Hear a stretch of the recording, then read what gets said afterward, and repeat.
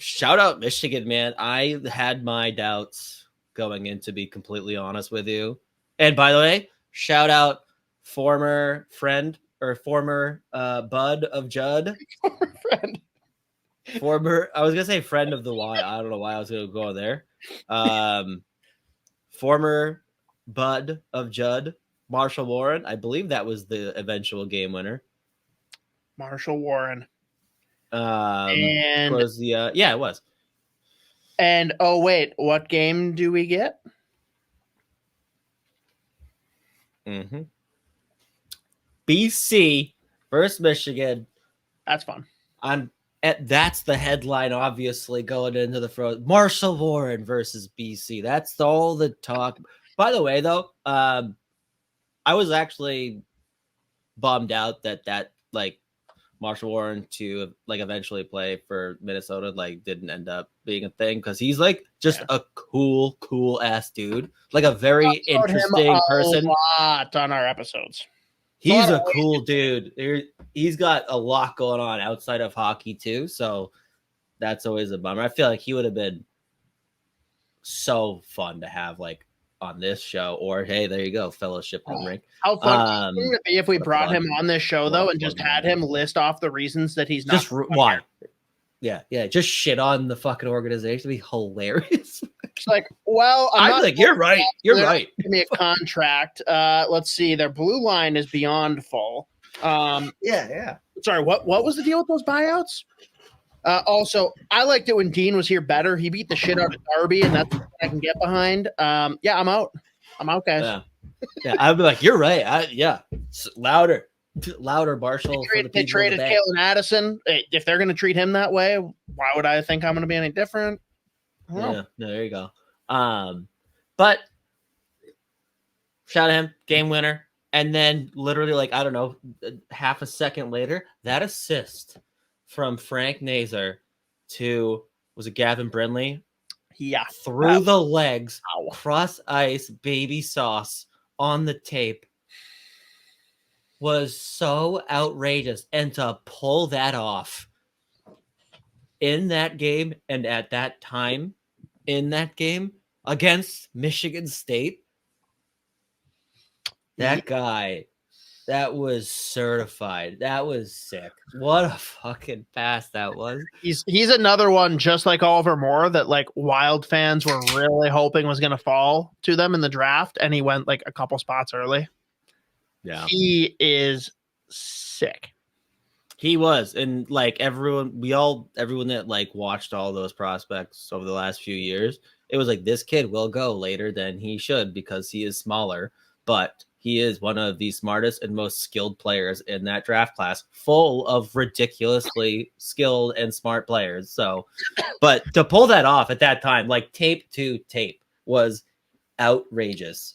Yeah, it was so nasty.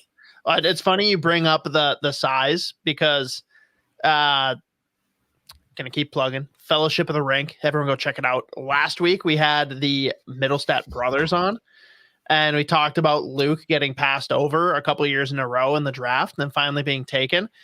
And he's like, yeah, I don't know, something that they just decided to pass over me. I'm like, how tall are you? He's like 5'11". I'm like, I think we figured it out.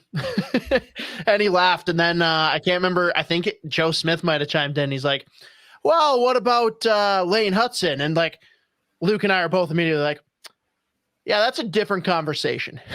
That's that's not quite 5'11". He was a couple inches taller, he would have been like a top 5 pick. That's a kid. That's a kid. If he's 5'11", he's like, he's 6'6". That's the same. That's for Lane Hudson. 5'11" is like anyone at 6'6". Oh, shit. He's fucking unbelievable too. But shout out, other than the location, I feel like we had a bunch of absolute bangers for games. Like every game, it was sick. So like, and this is what we said last week. People were like, oh, this team got an E. I'm like, no, every fucking game, it's like, these are all like sick. Like, and it worked out that way. I don't think there were any like major, huge blowouts off the top of my head, but like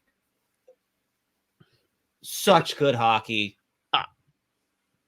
if BC loses that game to Quinnipiac, how much blowback does former Minnesota Wild that was never Minnesota Wild, Gabe Perreault, get? Yeah. I mean, couldn't show up, couldn't do anything. It's fucking literally could not. You hate to see it. And Will Smith must be fucking thinking the Lord. That was the dumbest cross-checking penalty I've had. Like, it was like, dude, you at no point were you ever getting. That was like he took 3 steps back and then fucking like lunged into the cross-check. Like, are you shocked you didn't get away with that, bro? And by the way, Ram Pecknall going off about BC diving in the third period worked because there were like 4 of the clearest tripping penalties from Quinnipiac, like in their own zone, that would have immediately resulted in like breakaways or 2-on-1s with like Will Smith, Gabe Perreault, Cutter Gauthier, like all of the top dogs. And the whistles went immediately in the pocket. And I was like, that is fucking how you work the refs. That is phenomenal. Like you just call them out. Yeah. Well, that's like, that looks like Dallas, Minnesota 2023. There you go, baby. All right. We're on the same wavelength again. I got to crazy. ask objectively, especially because you have no stake in any of these players long term. Based on this season alone, if this is all that you had ever seen of all 4 players, who's going to be the best NHLer? Gabe Perreault, Ryan Leonard, Will Smith, Cutter Gauthier. I'd probably still go Gauthier because it's between, honestly, Gauthier and Leonard, but I'd probably lean Gauthier because I think Gauthier has another level of goal scoring, and he's got the size, he's got the wheels, and like he can play center, he can play wing. I think he'll be best suited at wing because he can be an absolute sniper and being just a prick in general. But Ryan Leonard has just, over the course of last season, there was so much, it felt like there was like public scouting outlets or whatever, so much pushback against Ryan Leonard because he was just like a fucking maniac on the ice. That's and like want. That in today's right, NHL, but like want that. Right. And it was like less of his legit skill, which he more than has. He's had some great highlight reel plays this year. He's a phenomenal just hockey him player. Dancing through people out of the corner like, oh, here you go, backdoor tap in. Oh, yeah. Look at that. Gabe Perreault gets a goal, even though Ryan Leonard should get credit for that goal. Yeah, right. What's Will Smith hate? Like, just because he's like a little whiter than you'd expect Will Smith to be, or? That's it. Yeah, that's the only reason. No, I think Will Smith, he's going to be a fucking player and a half. I mean, that's the thing. We picked 4 ridiculously good hockey players. No. With Will Smith. Oh, because he's in San Jose. Got it. Yeah, that's it. He's gonna. I think it'll take him a little bit longer to be able to like fit into the NHL with like, because I mean, his best trait is that ridiculous playmaking, but he can like, there are games where he will get nudged off the puck. I think he's gonna have a longer runway to be like, to hit his peak, and it's kind of more of a question. Cutter Gauthier, to me, it's not a question. He's gonna step into the NHL and be a fucking player and a half. Ryan Leonard, if his goal scoring or his skill doesn't like pop immediately, he's got 4 other things that he does that he can be a valuable contributor. Will Smith, for me, like he's going to be great. I think the runway is going to be a little bit longer. It might take him a little bit longer just to adjust to the NHL, and even then, you know, in the like last year, he was phenomenal in his draft year. But like, as far as the end, I was like, man, there were a lot of years where he looked pretty one-dimensional and was just like trying shit that was never going to work. And then he had no like plan B. But I still think he hits at a very high level in the NHL because he is insanely skilled. He is a dynamic playmaker. And then Gabe Perreault, like, the ceiling is insanely high because, yeah, he's got ridiculous playmaking. The hands are insane, and he's very smart. The skating's going to be a problem in the NHL. It will be. That's just a fact. The thing is so interesting is like we haven't seen them apart for like 6 years. Like, So, it's fucking insane. You stole my transition here because I'm going full Bucci here. And this is a little abstract, like just play along with me, okay? If there's a way, because like value is obviously disproportionate on the initial trade, but let's say Sharks defy all odds and take the first overall pick from Chicago this year. It's not going to fucking happen, but play along. It's impossible. Bettman won't allow it. What if there was a way to trade that first overall pick, aka Macklin Celebrini, for Ryan Leonard and enough on the side to, in tandem, also trade for Gabe Perreault? Do you trade Macklin Celebrini for both Ryan Leonard and Gabe Perreault to throw them into the NHL together with Will Smith? You have to. I mean, you don't have a choice. Like, you know, like you lost them. You can't. Like, what do you mean? It's like Greer, like, obviously we've made this trade. Obviously, everyone understands this, and everyone's gonna be like, "Yeah, no, we get it." Like, yeah, next. All right, that's not even breaking news. Also, going off of my completely made up premise, Celebrini with Ovechkin to break the record. That sounds fun. No, it doesn't. It sounds horrible. It sounds just terrible to me, to be honest. But in all seriousness, like you are the GM of the Sharks, and it is your choice. Do you want Macklin Celebrini? Or do you want the other two to pair with Will Smith forever? No, you have to take Celebrini. I figured. Yeah, he's quite good. It's fun to like watching him against the Gophers hurt. It was painful. He's a problem, dude. He is fucking unbelievable. He's like, I swear, he can't score a goal, but like every assist he has is just like I mentioned with Leonard to Perreault earlier. It's like he is scoring the goal for, like, he's ricocheting the puck off of the guy's stick, and he doesn't even know he's scoring the goal. It's beautiful. He is a problem. Like, Celebrini, it's crazy. Like, he literally is good at every part of hockey. Like, he's good at everything. Like, there's not one thing that you're sitting there like, oh, this might hold him back from being filthy in the NHL. I think it's like, no, he's fine. He can do literally everything. He's fucking unbelievable. Yeah. And like, he hasn't even showcased the absolute rocket launcher of a shot that he has. Like, the one-timer that he possesses is an absolute joke. And he hasn't even had to like pull that out in the fucking NCAA tournament. He hasn't had to. He's just like, yeah, we're keeping that a secret. We're just gonna keep that. We're gonna save that one for the big time. And yeah, so that's gonna be a sick game. BU Denver.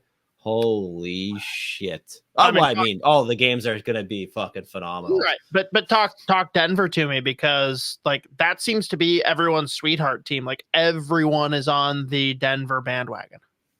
Yeah, I mean, and when it comes down to like a bunch of fucking Boston teams making runs, everyone's like, okay, everybody else, we like them. Oh, the other choice is Michigan? Fuck them. Denver. we want Denver. This is the only team we care about. That's so Eric Vigo, one of the insiders for the Gophers, he asked us for the Fellowship of the Rink episode to like assign a beer to each of these teams. And immediately I'm like, Denver's Coors Light. Yeah. No one is going to get excited about Coors Light. No one is going to have anything negative to say about Coors Light. It is the most neutral team in all of college hockey for how good they have been. Like, if they were just a little bit east, they would be hated by North Dakota and Minnesota and Michigan. If they were on the East Coast, they'd be hated by the Boston schools. But they literally, in the battle of the West and East hating each other, they just like sit on the outside and like dominate every year, and everyone's like, oh shit, yeah, Denver, forgot about them. Yeah. And again, like last week I was like, I'm going to just pick Denver because like the amount of guys they have that are just out, like they're top 9 forwards. They're like, yeah, right around, like if they're not a point per game, they're still like putting up 15 fucking goals. It's just like, and the thing that's been so impressive about like them beating UMass and Cornell is like, those, first of all, those are two pain in the ass teams to play those first 2 rounds, especially Cornell. What did we say about Cornell? I was like, why are people sleeping on Cornell? Like, they are the biggest pricks to play against on planet Earth. They hit all the unders. And they usually will just deploy like a bunch of 6'4" mutants to kill people on the back end. And like, they pretty much just gone as far as they have, like playing that way. But the thing with Denver is they win 2 close games, like 2-1 in double overtime versus UMass in Western Mass. And then again, Cornell, biggest pain in the ass to play against in this tournament. Like them, Western Michigan, I thought they had it, dude. I thought they were gonna fucking pull it off. I thought they were gonna fucking pull it off. I needed Western Michigan versus Michigan so fucking. I thought they were gonna do it. They were right there, dude. That would have been my life if Michigan had to play Western Michigan. Oh my god, that would have that game would have been insane in front of 12 fans. Yeah, but anyone sleeping on Denver, I would strongly recommend you stop doing that. Consider they won the national championship a couple of years ago. They go to like, at the very least, they go to the quarterfinal every fucking year. But the fact that they won 2 razor thin, very close games, that's a problem, because they love winning games 6-0. They love putting up fucking 6-packs. Like, that's just what they do. Yeah. But when they're demonstrating, like, oh yeah, when it gets close, no problem. Like, we can win those games too.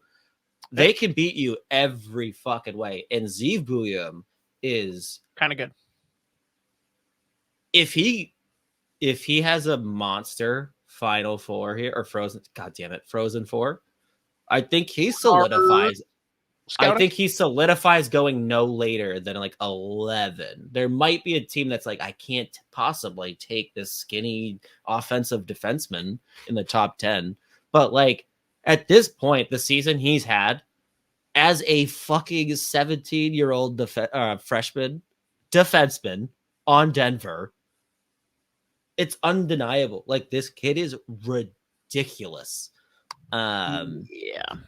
But yeah, I couldn't, as a Boston guy, I would have taken one of the Boston names. I didn't really want to be that big of a fucking homer, but I do still strongly believe in Denver. And it's crazy to me that like so many people were just like, yeah, they'll probably like get to the Frozen Four and then immediately lose to BU. It's like, have you seen what they've done this year? And again, just the fact that they've won these 2 close games, it's wildly impressive.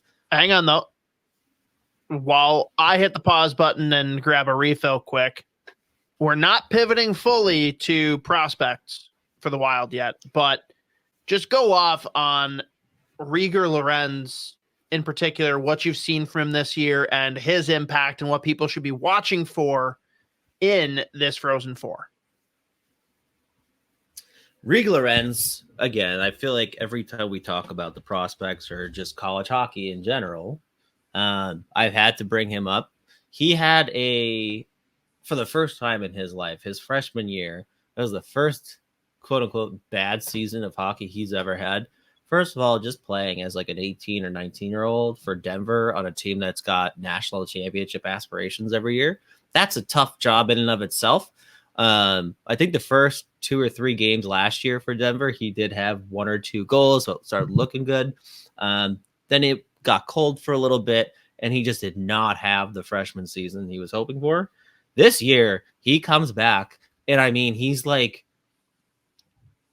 for a kid who his entire hockey career, he was looked at as the guy. He was a big fish in a small pond in like the leagues that he was playing in, Nokotokes. This year he came in, he's killing penalties, playing defensive hockey, and like I think he scored like 3 or 4 shorthanded goals this year. He's still like in the middle 6. He's not even like a top line guy. Finishes the year with like I think 13, or if I should pull it up because I have it up actually. There it is. finishes the season, or at this point, he's got 42 games this year, 15 goals, 73 shots on day. He's a plus 19, 15 blocks, 10 penalty minutes. And yeah, he's got 3 short-handed goals. Like, he's got ridiculous hands. His shot is an absolute joke. And looking at some of like the assists he's been pulling off, like he's going on the forecheck, he's winning pucks, like he's playing and producing and just being effective in all 3 zones. And just watching what he's done this year versus like what could have happened after a disastrous, realistically. His freshman year at Denver did not go well. Freshman year was disastrous. Didn't put up the points, didn't get the minutes, and he didn't hit the transfer portal? Yeah, there you go. Huh. No. Crazy. No, I wonder where this is going. But even in the first 2 games of the tournament, he didn't find the score sheet, but game 1 finishes with 2 block shots, blocks another shot against Cornell. Like, he's just finding ways to be effective, even if he doesn't produce points. So just, again, I feel like he should get a lot of credit for his sophomore season and the bounce back year that he had, because for a kid who, again, like every season, every year that he's played hockey, every team he's been on, he's like 2 points per game, absolute stud, go-to guy in the first power play unit, and like not really having to do anything else. But this year he's really showcased the fact, like, just his ability to play in any situation and be effective, and the fact that he can do it when he's not scoring is huge. So I was very happy for him. And again, even though hasn't put up any points so far the first 2 games of the tournament, he's still finding ways to be effective. And I think in the NCHC, I think he had like 8 points in the 4 games, like that tournament. So I gotta pull up. Was it the final that he just went off? I can't remember. No, he did score in the final, the 4-1 win against Omaha. And I think it was the St. Cloud, the 5-4 win that he had 1-1. Maybe he had a couple of assists. I can't remember. But either way, he's found a way to be effective.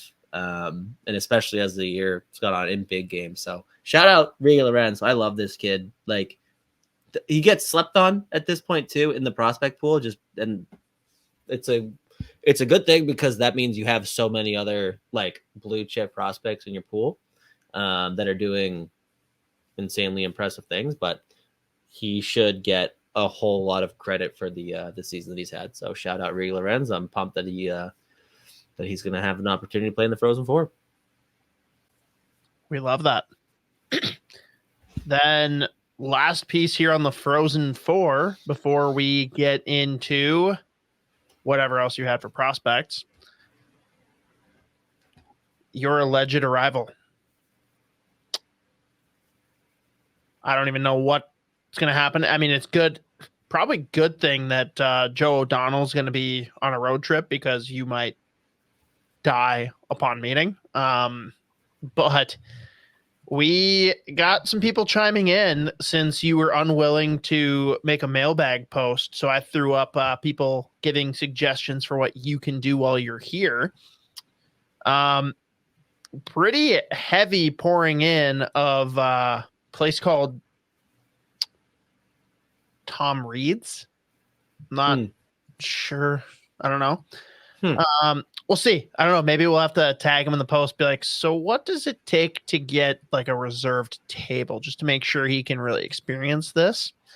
But Z, I mean, let's hear from you. What do you want to find in Minnesota? Are you looking for dive bars? Do you want to have a Juicy Lucy? Do you want beer? Do you want randomness? I don't know. What are you trying to find?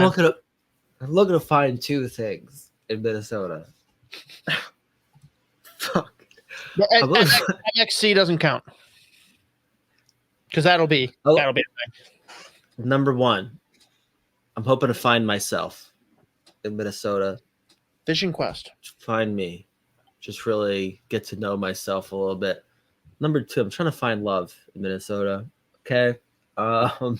That's it. No, the only thing I know is Tom Reed's. Like, I already knew that before people were suggesting it. So I was like, fuck, I need like something else, dude. I can't just like, hey, I brought a sleeping bag. You guys mind if I just crash just crash here for the like. Am I Couple crazy for thinking that dive bar is really the only thing that you're craving? Or like, is there anything in general that you're looking for or anything else you've even vaguely heard of about Minnesota besides the Mall of America? Because we're not fucking going there. I do not need to go there. That's for sure. No, I have nothing in particular. Not even like dive. I don't care. Like I just want to go to Minnesota, get the Minnesota experience. I'm going to usually whenever I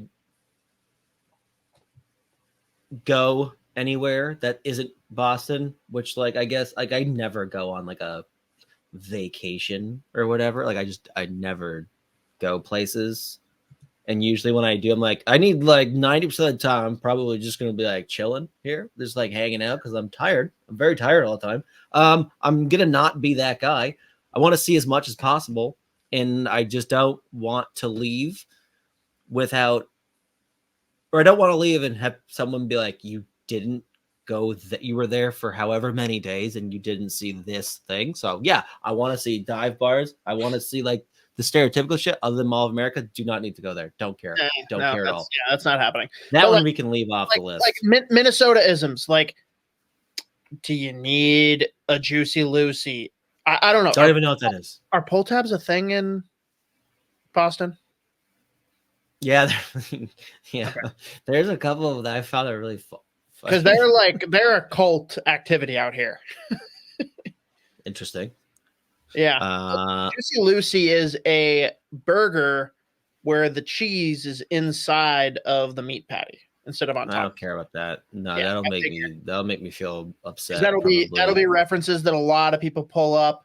Let's see if I go through the list so far on the X / the Twitter, which again, I put it up today, so don't have. I will say this: I don't give a fuck about like if you don't have this food. I don't give a fuck about food. I do not care about food. Liquid diet is gonna be the move. Most Lucy's. We don't care about Matt's Bar. We don't care about.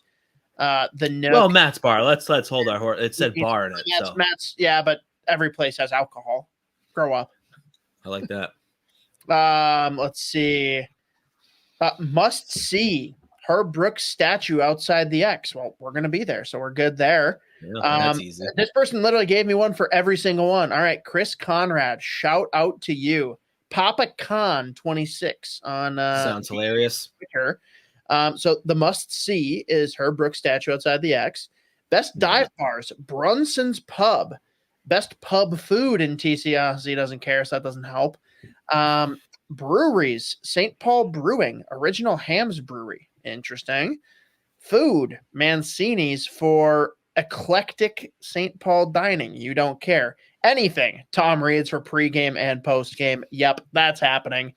We got the one thing I fully need to do is like,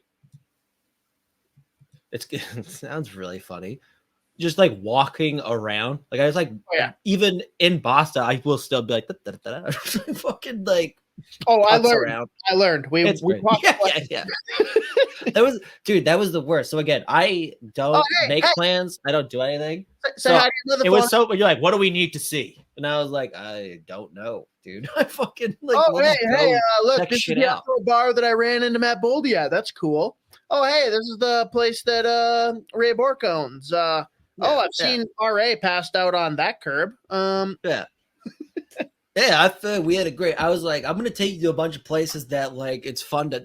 Yeah, pretty much here. People just like hang out. I don't know. People like hanging out here. So fucking, this is where we're going.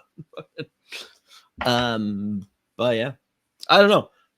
I'm just excited to actually make the flight. But just like be there for the first time after. First of all, doing this show for fucking 2 years now, but just following wild hockey in general.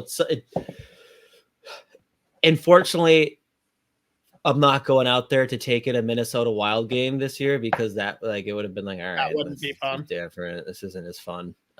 You won't do it next year either, because next year when you come out, it's going to be for the state tourney. So it's going to be a while before you see a Wild game. Yeah, true. That's a good point. Yeah, I am limited to one. Oh no. We're not gonna fucking bring Nope. that one up. We're gonna let that one leave that where it lies. Cosgrove. Thank you, though. Fucking Jesus Christ. That's dark. What is it really just dive bars for you as far as places to go besides Tom Reid's? Do you want to see a brewery? Do you want to just go to any physical bar that exists? Like, are we trying to like, Yeah, you're going to do the tally marks on your arm for every different drinking establishment you go to?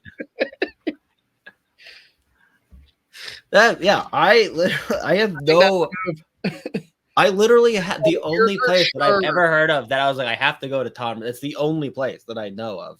This Tom Reid. It's literally the X. That's it. That's the two places I'm like, if I don't go to either one of those, that's a real failure of a trip.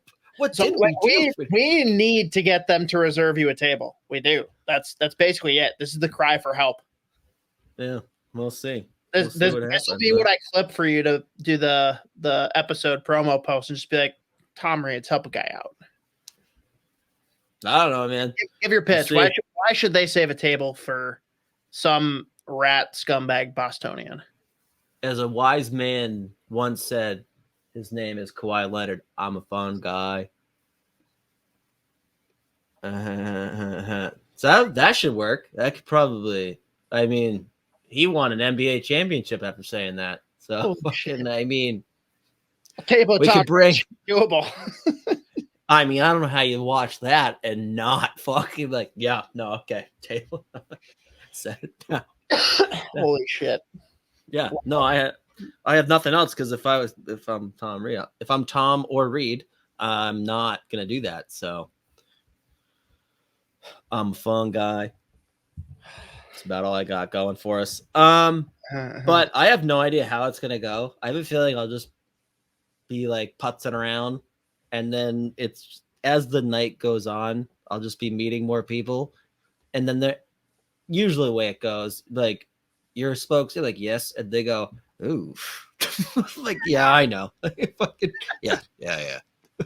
Holy shit, guys! Face reveal. Oh my god! For fucking years, that was so funny. It was like, yeah, no, I know, my face has been out for a very long time, but that's fine. I don't know. Either way, I'm gonna let people. I have no plan other to just go where I'm told we're going, and that's where I'll go.